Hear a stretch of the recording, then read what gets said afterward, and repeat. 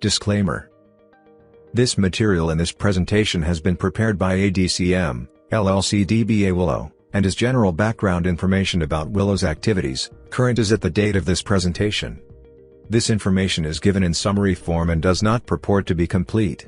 Information in this presentation should not be considered as advice, or recommendation to investors or potential investors, in relation to holding, purchasing or selling securities or other financial products, or instruments.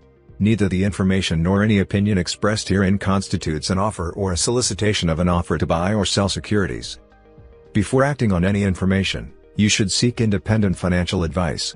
All securities and financial products involve risks. While due care has been used in preparation of this presentation, the information contained herein has been obtained from sources believed to be reliable, but its accuracy and completeness cannot be guaranteed. Forecasts and hypothetical examples are subject to uncertainty and contingencies outside Willow's control. Past performance is not a reliable indication of future performance. All right, so we're going to dive right in. We got a couple economic charts we're going to go over, share some thoughts on what we see happening with the data out there that we track, go over some of our risk indicators and some sort of broader macro economic pieces, and then open it up to questions at the end. Wow, that's a mouthful. Thank you. That allowed me to finish something I was working on. All right. So start right on the yield curve. Okay. So as you know, we always look at risk measurements. I think that's where we're starting today. Yeah, a bunch of the data that we normally look at, CDS spreads, bond spreads, they haven't changed, so I didn't really include them in this presentation. But the yield curve is something we do track daily, and it is still inverted. It's moving. Interestingly, the red line shows where it was last year, and the blue line shows where it is as of earlier in the week. So what that essentially means is the short-term rates are higher than long-term rates, but usually you see like an inversion is usually like this. A general inversion goes like this. This is definitely negative. So yeah, this area. Yeah, so it doesn't pay right now to extend our maturities, nor will we extend our maturities. And this type of curve, anything that shows this inversion, the way this is typically indicative of it foreshadows a recession. Yeah. Well, this has been foreshadowing a recession. It's for a long time. Yeah. But typically when the curve first inverts, I think traditionally it's what, 6 to 18 months or so after is when you have a recession. And actually we're in that 6 to 18 months time frame around now. So yeah. So So we'll see what happens here. Let's go forward. Oh no, how do I get rid of this? How did that get there? We want to I'll figure that out. Okay, we can go back to it later. Bear with us. We wanted to get so many charts in here that I think we were just like, let's pull this one, let's pull this one. There we go. Okay, so this chart is showing median household income compared to median rent prices. Yeah, and we are in trouble because this has been on a steep trajectory for a long time. And one of the things in our work, we want you to know, like one of the things that we said at least a year or two ago, and I was on a podcast about a year ago, we don't see housing prices coming down at this time because the group that's going in and buying the houses are private investors. So a lot of private equity funds, BlackRock is buying now. Was that new Amazon partnership? Yeah, Amazon. Oh, this Arrive, I think it was called. Yeah. I don't know if it's something like that, but Amazon just created a new partnership where people can invest $100 and they become part owners. Landlords. Mm-hmm. But see, this is part of the problem because housing is getting it's becoming corporatized. So financialized, right? Yeah. The housing market is basically being removed so that access is no longer as easy as it was in the past. Yeah. So this is, of course, income isn't keeping up with rent. So that is that obviously. Right. The bottom shows median income. And this chart goes back to 1985. So this is the past 40 years of history and where just rent prices have continued to increase, totally outpacing income growth. I mean, it's hard for the younger people. I think it's really, and you do see actually when you look at the data that more you know, the average age of moving out of your parents' house is definitely later and getting later and later. Yeah. I think I read a statistic that said 50% of 18 to 30-year-olds live at home. Wild. Yeah, that's insane. Okay. And yeah, another way to look at things, we just wanted to throw this in. This is just the household net worth. You can see it's that squiggly blue line. That's the household net worth. So that's That's actually GDP. So squiggly blue line is let's see. no GDP. No, that's the The blue line is yeah, GDP. yeah, The the flat blue line. blue lines. That's The GDP. squiggly line, right, is Okay. net worth. Yeah, but the truth is that net worth is concentrating into, and there's a chart that shows it, to the top 10%.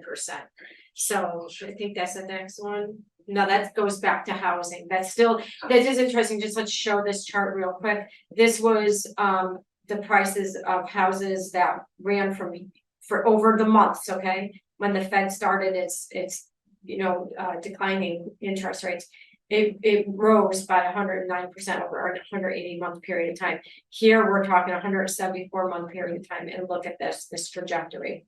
This from 2012 to 22. This was from 1990 to 2006. Wow. Okay, that's insane. That's how, and so everybody's talking, are we in a bubble? Are we in a bubble? Are we in a bubble? Well, it's really hard for us to say that. At some point, we would expect something to happen, but yes, it is a bubble, but it's structural in a way. It's a structural change because of the entrance into the market is like we said, becoming corporatized, right? So the question is, will it be the same situation we had before? The good news is there are less variable interest rates right now than there were in the financial crisis. So that is the good news. In the United States and other countries, that's this changed. isn't the case. I just read that in Canada, actually, a lot of people are able to lock their interest rates in for about 5 years or so, and then the interest rate changes, but the duration of their loan extends. So they might get a fixed monthly payment that would say was 20 years at this payment, but if interest rates go up, all of a sudden it's 22 years, 25 years, 30 years. And that honestly, that speaks to something Paul and I have been looking at here is we have actually been looking at Canadian banks. Truthfully, we think that their asset, their balance sheet is in much better shape than our balance sheet here. We would not be surprised if in the near future we see more banks folding, frankly, because especially smaller and mid-size. Yeah, and they, these fixed mortgages do hurt their bottom line. That is definitely true. And what we'll be showing what we see as bank disintermediation. We do have that chart here that speaks to that. But one of the things that we will say is that for housing affordability is definitely down. There's no question about it. Do we see prices coming down? It's hard to see right now unless there's a real break in the economy and people cannot afford their current mortgages. In certain local markets, we could see housing come down only because it's gone so much further above than the average. Yeah, definitely. But generally, I think we're both in agreement that housing levels overall are going to remain. And the interesting thing too is because of some safety issues, like for example, San Francisco, which was always a hot housing market, is not for probably many of you know, there's a lot of information now about some of the safety issues in San Francisco. So, all right, let's move on. Household rent, we already finished. Yeah, this just shows income growth expectations are turning down, which doesn't bode well, right, if prices continue to go up. Another reason why housing prices will still go higher or be sticky is because the price of raw materials are still high, and we really do have a drain of workers. We don't have enough laborers to help with that situation. Wage growth. Right. Again, it peaked in early 2022 and then has since just been dropping. At a time when inflation is going higher. You would want to see these track together. And this is not inflation adjusted, right? Nope, it's not. Yep, this is just raw data. So really the wealth effect is squeezing, and what you are seeing is it's squeezing at higher levels. So first it was the lower income class, then it's like middle class, and it's upper middle class now. And that's where things are headed. Kind of interesting. Non-housing debt. Oh, yeah. Okay, this is a good one. So this chart just shows growth of debt over time, right? Yeah. And how much autos have been, I mean, everything is going up, right? We are a society that lives off of debt, fueled by debt. And the question really becomes, for how long can this sustain? And probably for a while, but This is a significant, one of the things with auto loans, and I think many of you may know, because autos have become so expensive, instead of the 3-5 year loans, they're extending them 7, 8, even 10 years now. So imagine 10-year. I can't even imagine. And I mean, I feel bad for the people that is what they have to do. The student loan issue, really, it continues to expand and be an issue. And yeah, so it's still there. So unemployment. Yeah, so reason I included these charts was it sort of leveled off, but then a few areas, certain demographics, were starting to see it turn. And so it's super early in this chart, but when you see these drastic changes happen, not across all, but if you were to take the average, it is starting to do one of these. Worth paying attention to. We'll see if that ramps up. 16 to 19-year-old is the demographic that shows here. So we'll see what happens with this as we Right, if that spills over. Yeah, but one thing for sure, and I don't think we put this chart in here, is there's something called labor participation rate. And next time we'll show this, but the labor participation rate is going down. So what that means is less and less people are participating in the labor market. These are people who are able to work, but are choosing not to work. Choosing not to work. But anyway, or maybe, I mean, the truth is we can't find enough employees. This is the truth. So maybe they don't want to work. I don't know, but the participation rate is definitely down. And when the participation rate comes down, you have to understand that we still have to fund Social Security and Medicare, Medicaid, and the retirement benefits and everything else that all goes these on in the programs rely on these tax disasters and so on. So there's a smaller labor pool from which the government can get their income. And if you have been reading recently, there has been a shortfall that was totally unanticipated. So what does that mean? Years ago, I said if I could buy taxes, if taxes were an investment, I would buy it. I would still buy it if it were an investment. Yeah. Up and to the right. CPI. Yeah, so new CPI numbers came out. Thought this was important to show the real reason people have been saying, oh, inflation's coming down. It looks all good, is because it's all been driven by energy. And this big navy blue column here shows a minus 10%. This was the last CPI. And this is reflected, of the last quarter, but you have to know. The one on the right is the recent print from yesterday, I think it was yesterday. The CPI number came out, and you can see it's at -4 now. So that's a huge retraction there, meaning that the prices of energy have gone up significantly from the last period to the most recent period. Yes. While at the same time, all the other major categories from food and shelter, food, all items, less energy, have all continued to have higher prices attached to them. So one of the things that we want to point out here about energy is the reason prices came down. If you remember, we hit a peak, what was it, the beginning of the summer of 2022. We've taken from the Strategic Oil Reserve. Did we put this in here? The chart isn't in here. Yeah, we're at over 50% drawn down from its top. The lowest level in 40 years. Yeah. Okay, at a time when we have so much disruption around the world. This is not a time to be drawing down on oil reserve.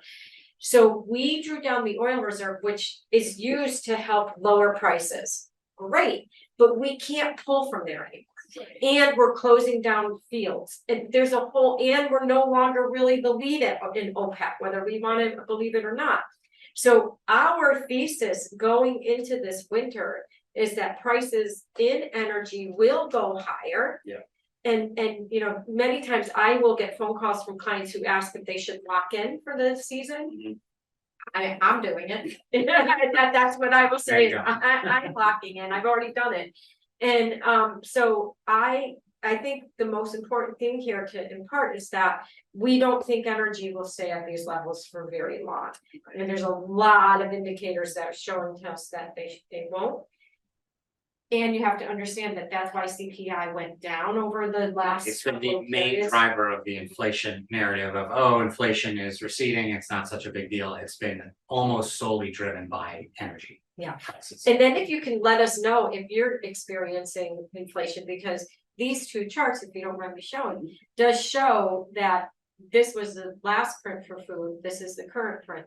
This is the last print for all items, less food and energy, and this is the current print. I mean, personally, my experience is more in this quadrant, you know, than it is here. So I don't see it going down anytime soon at this point. Right. Here's another way to look at it. This is just the CPI components pulled out, just looking at the energy pieces.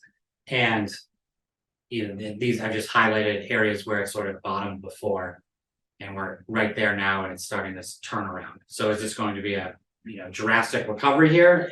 There's a chance, I would say, or more gradual. Either way, it's going to get more expensive. Yeah, one of the things that we do in our work is a leading economic indicator leading indicator are charts of every single energy company that is publicly traded.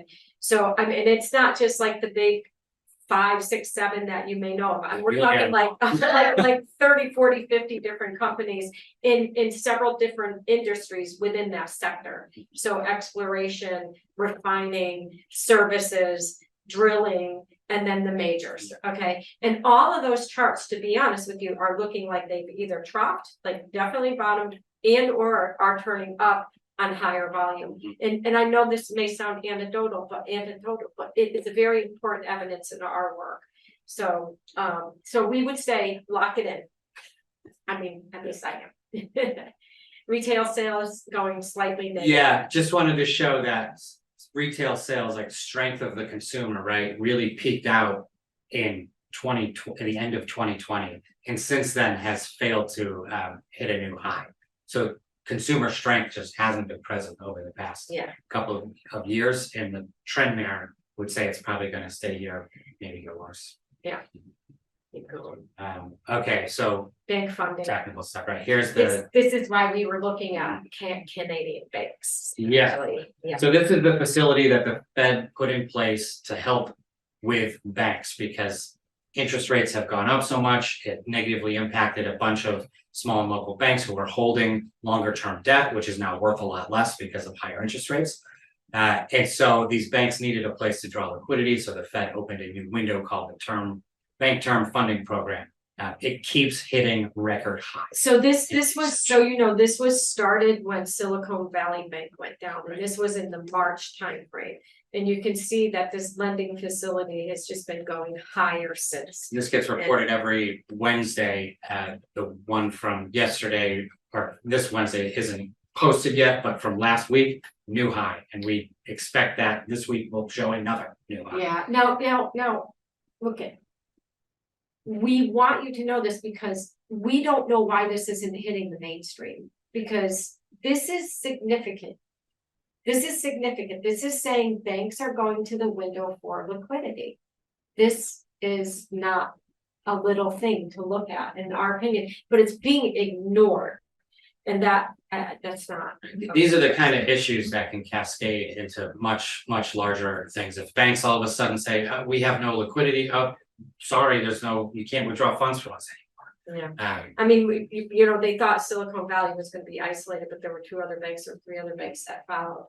So we just want to make sure you really like your bank and you feel really comfortable with its balance sheet. And stay below the limit stuff. It's stay below those 250,000 FDIC limits. If you have any questions very specific to your situation, call us.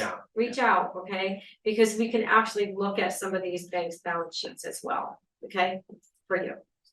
And then risk measures and more here. So. Just another idea of what this program did, the Term Bank the Bank Term Funding Program, provided this liquidity for the bank. If you were to take that away and then say, okay, what is the health of all small banks across the country? Yeah. It's at one of the lowest levels I think it's ever been So in terms of what is this? Looking at their cash reserves divided by their total assets. yeah, so in other words, they don't have a lot of reserves on hand. So let us show you. It This- wouldn't take much to cause a crisis, essentially.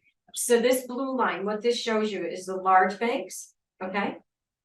And this, let's see, the small banks is this red line right here.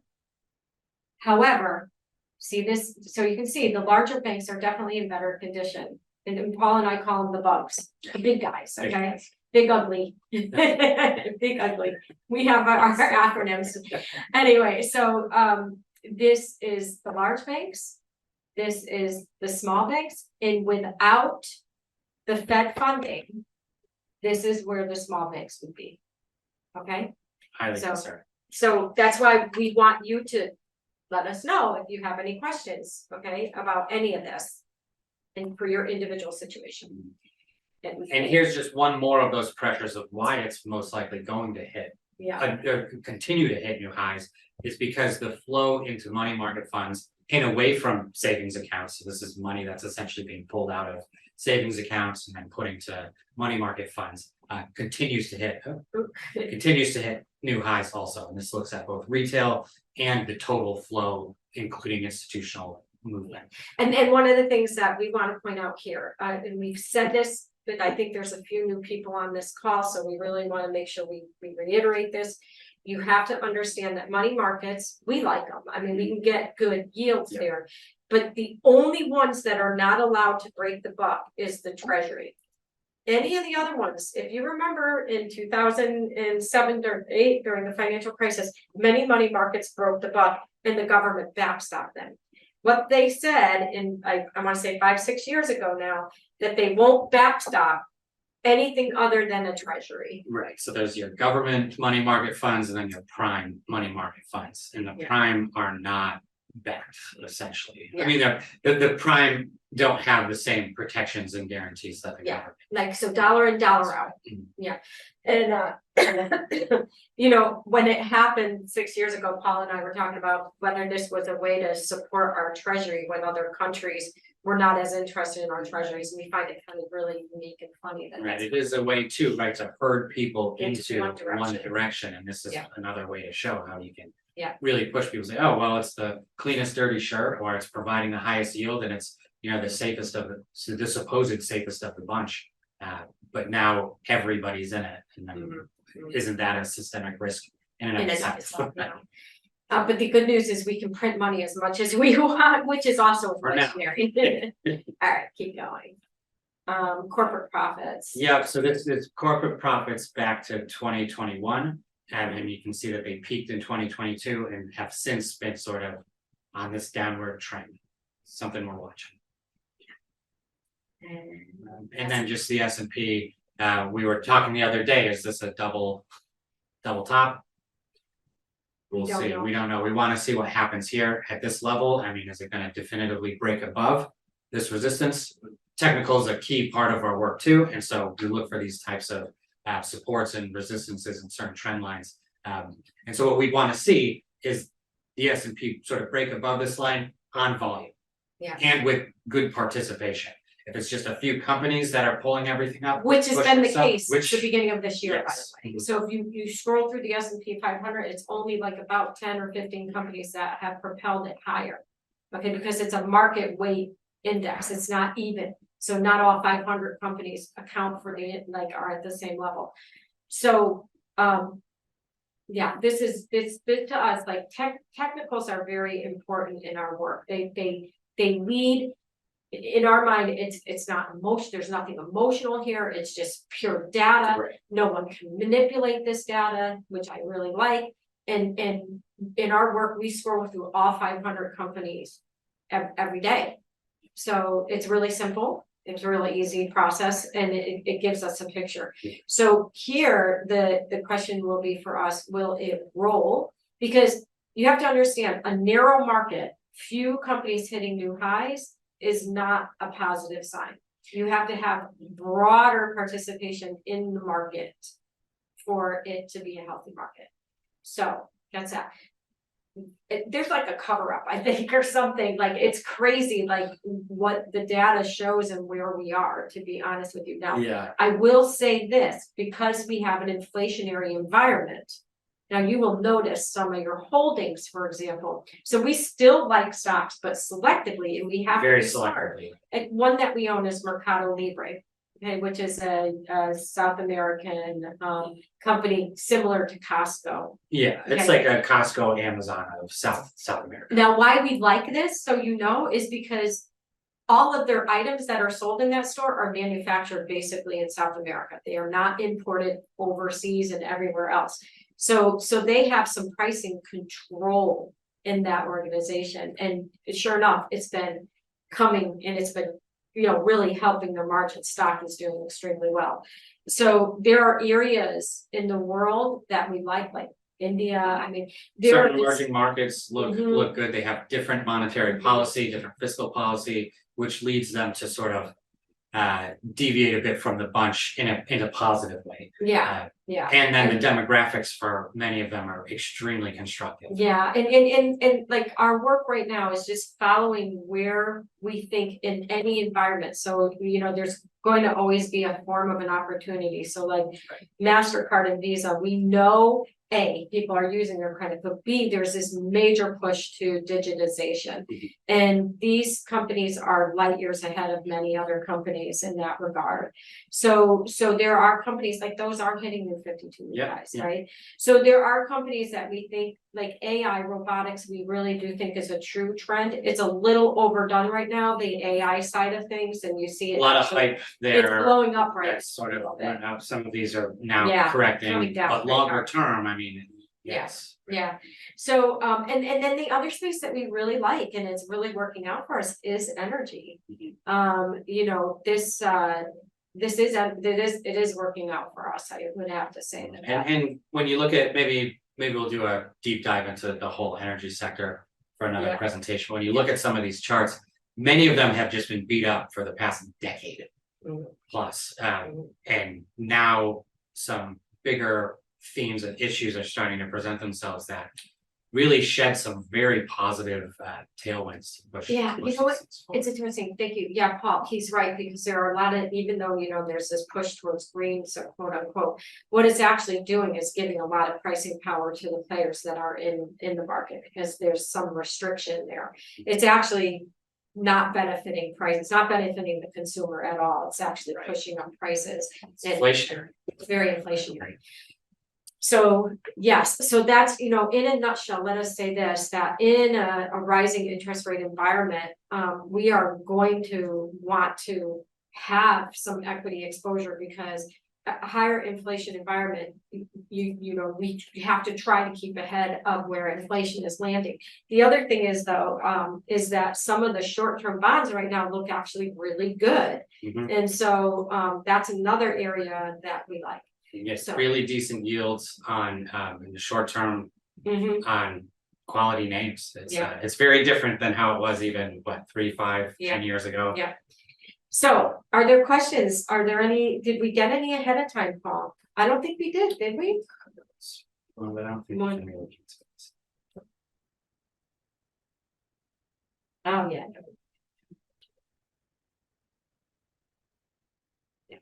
I mean, I'll somebody asked what's the smartest strategy to get a yield of 15 to 25% in the next year.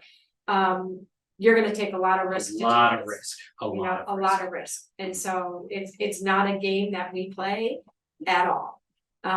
You know, we can't predict how rate returns are gonna go going forward. We actually think this year was a bit of an anomaly that we saw a rise in this. I've been in the industry 37 years, never with this type of data do we see markets go higher. This is so unusual, and possibly the reason being, we think is the companies that won, the 15 companies that we mentioned. It was like the AI frenzy, which is unraveling. So the curious thing would be to see how this market responds in face of that. That's why the other 485 stocks in the S&P are equally as important as these 15, because it speaks to the health of the market. So if this is what you're aiming for, we would suggest that you be really careful on whatever strategy you have. And just certainly not understand something that that we could recommend. there is a lot of risk involved Yeah. to try to get that type of return in this environment. Yeah, that's definitely not our game. So please talk about money market funds again, worst case scenario. Okay, worst case scenario. All right. I like being transparent about everything we Yeah. talk about here. Right. So first of all, if you are in something other than the treasury, now the government will not backstop that. So it could very easily break the buck. And I think all of you in this room are kind of older, probably been in the market, and you remember hopefully when money markets broke the buck. So that means you're out. You're out. You put $100 in, you get 95 back. Exactly, and that's not how we perceive. It's not how money. cash should be treated. We don't have that. So we are staying in a treasury money market. Now, let's go worst case scenario, shall we? Okay, we recently got downgraded, the US, okay, and this was not expected by Wall Street. There was no conversation about it, except that Paul and I conversed about it, because actually if you look at where our debt is relative to where it was, I mean, it warrants a downgrade. It truly warrants a downgrade. When you couple that with the fact that there's less, the US is losing its influence in the world. I'm giving you worst case scenario, okay? Because that's what you wanted. It's losing its influence in the world, number one. Number two, you have the emerging markets that are coming higher. They are starting to come together. They're pulling in new countries into this new, it used to be the BRICS. Now it's far greater than just the BRICS. 76 countries. 76 countries, okay, that are now signed up with it. So if these countries slowly begin to move away from the treasury, where's that demand going to come from? And that's really, right now, there's this reciprocal, we think, understanding between countries to buy each other's debt, because that's what we're doing, and we don't buy a lot of other countries' debt, but they certainly buy our debt. So because they need the dollar to fund global trade. Right, essentially. exactly. So that's why there's like, the way it's set up is they have to buy dollars because they need it in order to transact in the global economy. Yeah. So if they're finding ways now to say, okay, let's sidestep that, and I'm only going to buy your currency, you'll buy my currency, we'll settle all trade bilaterally that way, completely cut out the US dollar. If that keeps happening, that demand just drops off. And then what happens to our treasury? Because when supply and demand, it's all about supply and demand. So if demand drops off, we have more supply, and we certainly have more debt now that we have to, more that we have to fund. What happens? Supply and demand, prices go down, dollars goes down. That's the worst case scenario. So a tangible example of that, you have, say, $100,000 in a prime money market fund. There is some type of economic or financial crisis or something where there are extreme liquidity strains and problems presenting themselves all over financial markets.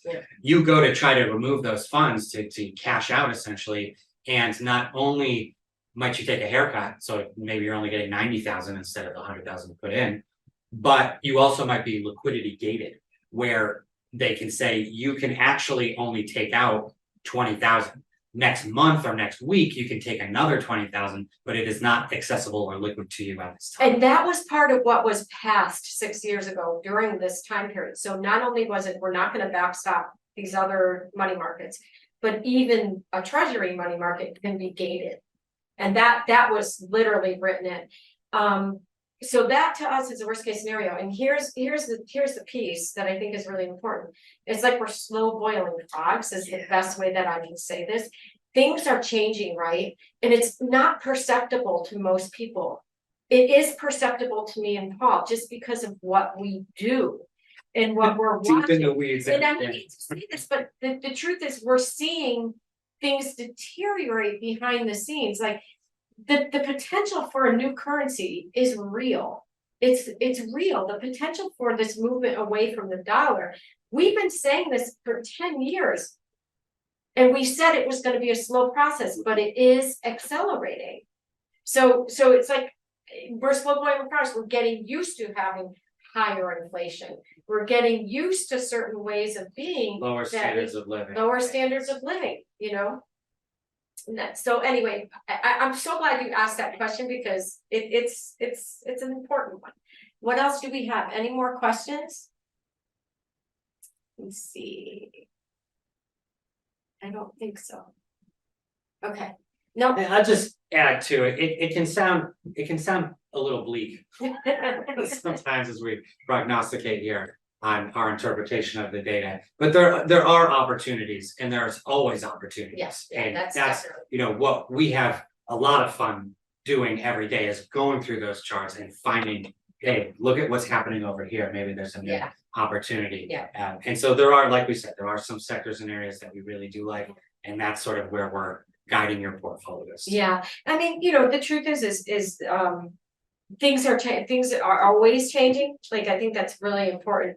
And things are always changing in the economy. It's living, breathing mechanism. And so it's just a question of the fluidity of being able to go with that flow. And like we said, there are certain areas of the market that we absolutely like. I mean, the truth is there's one area that kind of befuddles me a little bit is the health insurance industry, which, okay, I don't like. I'm just gonna put this right out on the table right here. This is a big issue in our country, huge. However, they have massive pricing power right now. And yet the stocks are close to a 52-week low. Rush, right. You know, so so these are the kinds of things that are just anomalies that are very strange.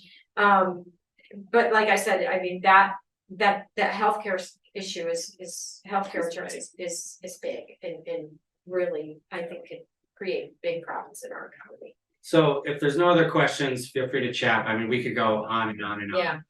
Literally call us if you have any questions. Like call, email, we're available. Yeah. We love talking about this stuff. We'll be happy to get into it. 250,000 or under in your bank, please. Remember that. And if you do have a question about your bank, do call us. If we can do some research on your behalf, we will do that for you. All right. Okay. Thank Take you. care, everybody, and thanks Take for care. joining us today. Bye.